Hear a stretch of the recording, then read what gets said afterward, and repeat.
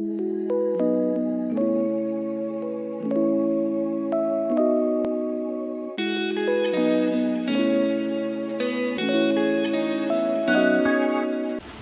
know it's obvious, but tell me, what's special about today? Louder? Yes, it's World Environment Day. This global campaign is initiated by the United Nations General Assembly to address environmental issues for a safer environment and a better future. And I'm very honored to speak more about it. This day is significant because it urges us to recognize the ways in which our actions affect the environment and what we can do to make a positive difference.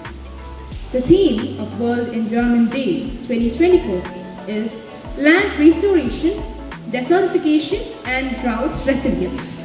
I'll repeat it. Land Restoration, Desertification and Drought Resilience. I want you guys to repeat it with me. Land restoration, desertification, and drought resilience. മഴയില്ല പുഴയില്ല പൂക്കൾ